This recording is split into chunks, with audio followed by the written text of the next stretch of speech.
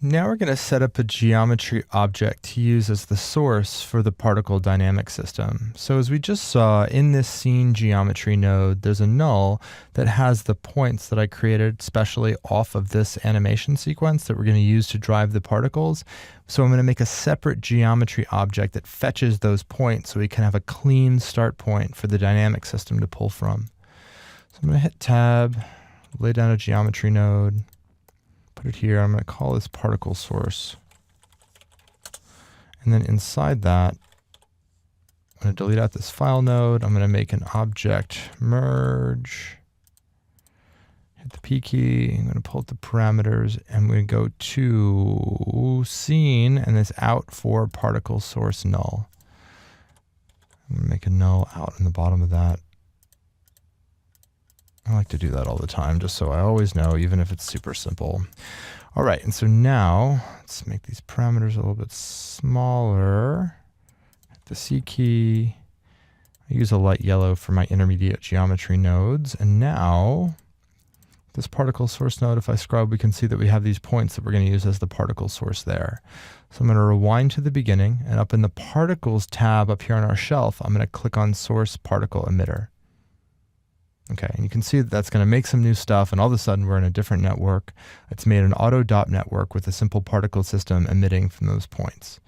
So let me hit the U key to go up to see what got made here automatically. We've got this new source particles node and this auto dot network. I'm going to drag this down here and drag this down here.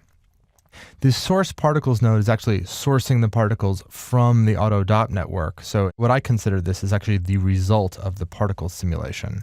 So what I call this node is particle results. And then this will get a light yellow because it will actually be viewed. And then the auto dot network will rename that to particle sim. And I'm going to color that purple. That's what I do with my sims. Okay, so now we have our basic node set up for that. I'm going to hide the particle source node and we're going to dive into our particle sim. All right, so this is what gets made automatically. And right off the bat, we're just going to delete a few things. I'm going to delete out this merge 2 and this merge 1 because we don't need them. And I'm going to actually delete out gravity because we don't need that for this either.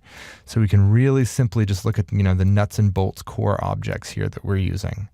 I'm going to hit the P key to hide that and the C key to hide the colors. This is the basic node setup that is the core of a particle system. We have a pop source node over here, and you can see that it's reading from this particle source node that we'd created. If I hit the P key and go select that, we can see that it is reading from that SOP. Let me close that again. We have a pop object node. If I hit the P key, you can see there's not too many parameters in this, and actually we don't need to change anything right now, but that's the other just sort of pop object core component of our particle simulation. And then we have a pop solver, which is the actual solver that does the simulation. If I hit the P key, you can see we have a number of parameters in here that can, change different things depending on the kind of simulation we're creating.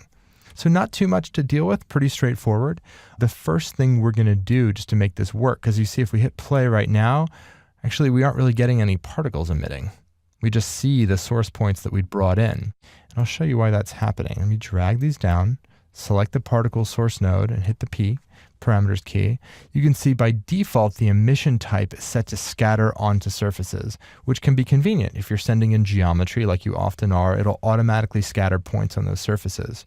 But since we created custom points to emit from, what we want to actually do here is I'm just going to say emit from all points. And now if I hit play, now we're going to get particles emitting from our points. They're not doing exactly what we want to yet, but we can see that we're starting to get particles coming out of that. All right, what we're going to do next is start to tweak these parameters to actually start to get particle motion that we want.